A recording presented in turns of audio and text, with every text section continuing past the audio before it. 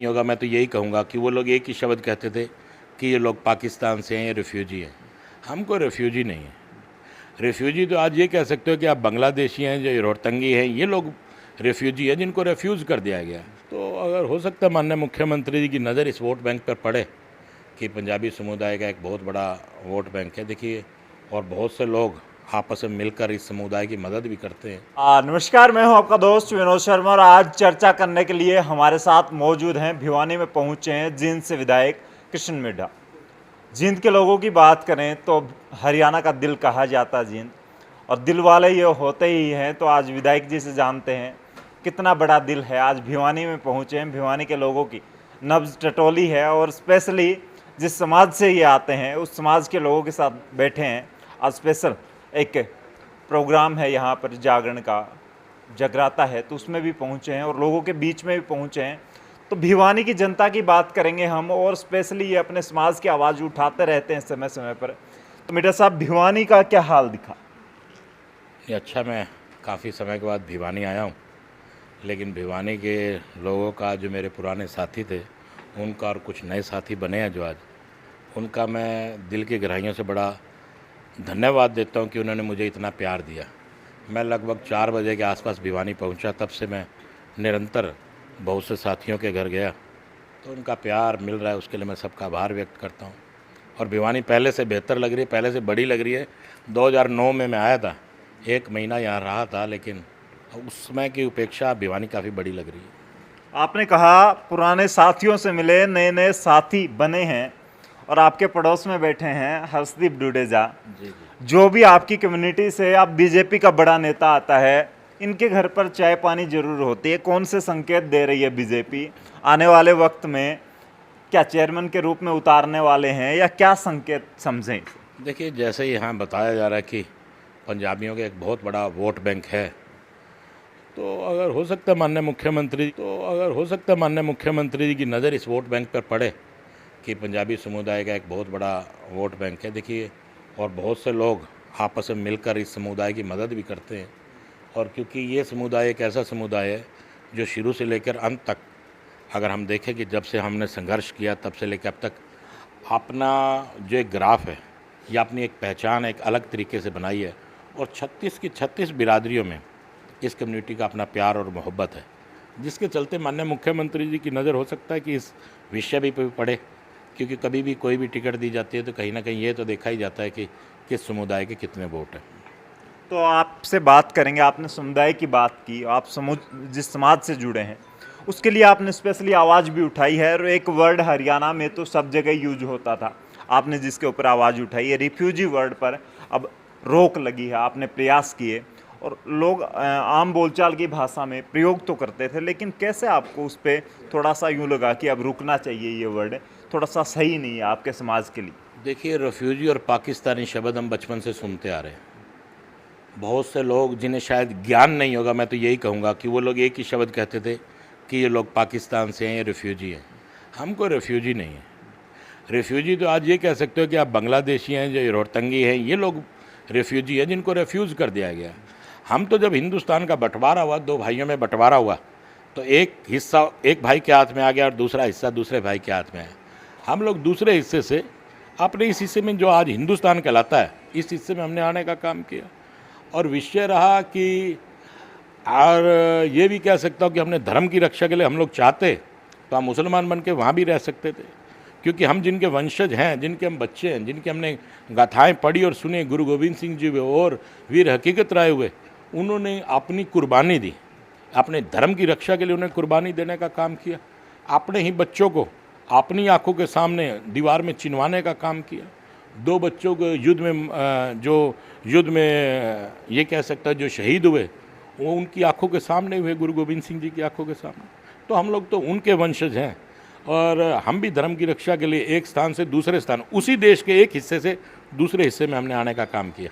जी, मैं बात करूंगा, पीछे आपने एक बयान दिया था, और कहीं ना कहीं हरियाणा में जब बातें होती हैं, नेता जब कहीं ना कहीं कमज़ोर पड़ते दिखते हैं तो वो अधिकारियों पर आरोप लगा देते हैं, प्रशासनिक अधिकारी काम नहीं करते। भिवानी में भी आपने देखा होगा, रोडों के हाल बात करें, सीवरेज की बात करें, दूसरे मुद्दों की बात करें, तो अधिकारियों पर ही लास्ट में ठिकरा फूटता है। तो क्या सच में हरियाणा के अधिकारी या फिर कुछ एक अधिकारी, क्योंकि कुछ पॉजिटिव या सही काम करने वाले भी अधिकारी होते हैं, तो उस कमेंट को, आपकी टिप्पणी को कैसे देखा? देखिए, आपने उस समय क्या पोजीशन रही, क्या हालात रहे, 3 डिपार्टमेंटों का काम लगभग 1 महीना पहले सड़क बैठ गई और काफ़ी जगह से सड़क बैठी जो 3 साल से पेंडिंग थी। उसके बाद फिर एक नई जगह पे विस्फोट हो गया। तो डिपार्टमेंट कोई अगर जिम्मेवारी नहीं लेगा तो कोई व्यक्ति कुछ ना कुछ तो कहेगा। और जो बात आपने ये कही कि नेता कमज़ोर होगा तभी अधिकारियों को कहोगा, ऐसी बात नहीं है। नेता कमज़ोर नहीं होता, नेता के अंदर अपनी एक भावना होती है। मैं जींद का चुना हुआ, जींद की जनता के लिए मैंने बात की और मेरा फ़र्ज़ बनता है, चाहे मैं पक्ष में रहे, चाहे हम लोग चाहे विपक्ष में रहे, हमारा फ़र्ज़ बनता है कि हम जींद की जनता के लिए बात करें, क्योंकि जींद की जनता ने हमें चुनने का काम किया। और जहाँ तक आपने ये कहा कि अधिकारियों की बात, मामला आपके सामने, अगर अधिकारी नहीं काम करेंगे तो उनको सुनना भी पड़ेगा। या तो अगर अधिकारी काम नहीं करेंगे, सड़क बनाना कोई मेरा काम तो है नहीं। अगर मुझे कहेंगे कि सड़क आप बनाइए तो मैं सड़क बनाने लग जाता हूँ, फिर मुझे नेता बनने का क्या शौक है, फिर तो मैं अधिकारी ही बनूँगा। कमी किसकी आई? कमी अधिकारियों ने पैदा की, आज तक फैसला नहीं हो पाया। जींद चंडीगढ़ में विधानसभा की कमेटी जो लास्ट मंगलवार को हुई है, उसमें इस बात को रखा गया, तीनों ACS, चाहे वो पब्लिक हेल्थ के हो, चाहे वो B&R का ACS हो, चाहे ULB का ACS हो, हमने मामला उन ACS के पास ही छोड़ दिया कि आप फैसला करें तीनों में किस डिपार्टमेंट की कितनी गलती है और किसको कितनी सज़ा मिलनी चाहिए। अधिकारी फैसला ही नहीं कर पा रहे कि गलती किसकी कितनी है। तो ये तो आप भी देखते हैं, आप मीडिया वालों से भी मेरा अनुरोध है, आप भी वो चीज़ें दिखाया करें जो सही होता है। आप लोग भी नेता के पीछे ज़्यादा भागते हैं और अधिकारियों के पीछे कम भागते हैं। आप जो मंशा होती है उस मंशा को प्रकट करें। अब ये मान लीजिए आप कह रहे हैं कि भिवानी की सड़कों का बुरा हाल है, तो भिवानी की सड़कें क्या विधायक बनाएगा? खुद आके बनाना तो अधिकारियों का है ना। जी, मैं बात करूंगा, आपके साथी विधायक हैं आपकी पार्टी से और अब मंत्री पद पर हैं लोहारू से, JP दलाल। कुछ अधिकारियों को, DC साहब को लेकर के निकले रोडों पर। आपने बताया कि आपके जींद की रोडों की बात पर आपको थोड़ा सा ऐसा लगा कि अधिकारियों की वजह से ऐसा हुआ है, तो उन्होंने भी डांट फटकार लगाई कि मुझे 1 सप्ताह के अंदर ऐसा काम चाहिए, भिवानी की सड़कें चमकनी चाहिए। लेकिन फिर से बारिश हुई और जो रोड बने उनकी फिर से कंक्रीट उखड़नी स्टार्ट हो गई। लोग भी आरोप लगा रहे हैं, विपक्ष आरोप लगा रहा है कि चारकोल ऐसा कौन सा डाला जो मात्र 1 सप्ताह भी नहीं पकड़ पाया। देखिए, ये मैं, इसमें किसकी कमी? चाहे मेरे पिताजी रहे चाहे मैं रहा, मैं अपनी कॉन्स्टिट्यूंसी से कभी बाहर नहीं गया, ना ही मेरे पिताजी कॉन्स्टिट्यूंसी से बाहर गए। हम अपनी कॉन्स्टिट्यूंसी के विषय पे बात करते हैं। और जहाँ तक बात है कि जो चारकोल नहीं कामयाब हुआ, आप ही देख सकते हैं बारिश का दौरान है, और बारिश में अगर आप चारकोल लगाएंगे, तारकोल जो लगेगा वो जल्दी पकड़ेगा नहीं। ये काम धूप में, जब बारिशों का सीज़न ख़त्म हो जाए, या सीज़न तो वैसे ख़त्म हो ही चुका है, लेकिन बारिश कुदरत की मेहरबानी है, उसके आगे किसी की नहीं चलती। लेकिन ये काम तो होना ही था। अगर बारिश पड़ेगी तो जो ताज़ा ताज़ा बनेगा वो गिरेगा। तारकोल कभी भी बारिश के आगे नहीं रुकता।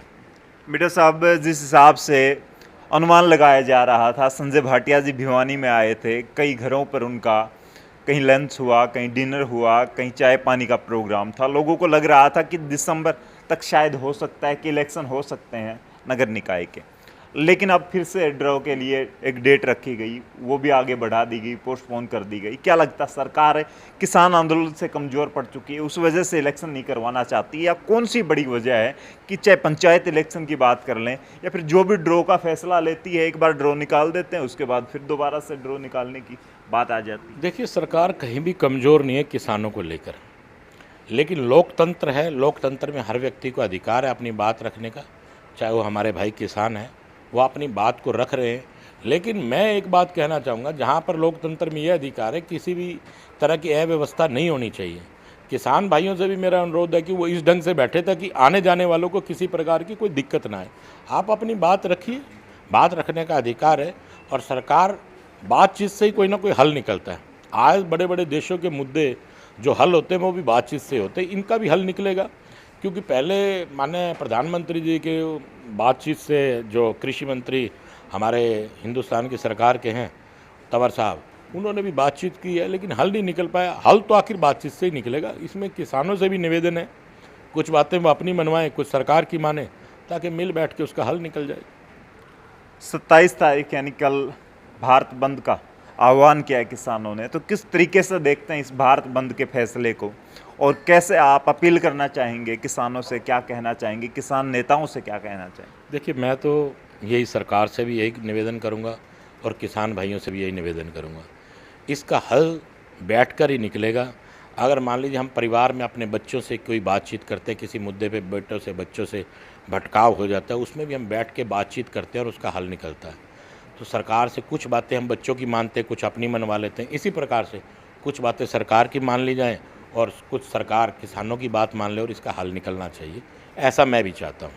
तो ये थे हमारे साथ जींद से विधायक कृष्ण मिड्ढा। इनके साथ बातचीत रही और अपने समाज के लिए जैसे शब्द प्रयोग किए जा रहे थे कुछ लोगों के द्वारा या फिर समाज में ही रहने वाले लोगों के द्वारा, तो कहीं ना कहीं जिस हिसाब से इन्होंने बताया कि जब भारत और पाकिस्तान को चुनने की बात थी तब इन्होंने हिंदुस्तान के साथ नाता जोड़ा और पाकिस्तान को छोड़कर हिंदुस्तान आए।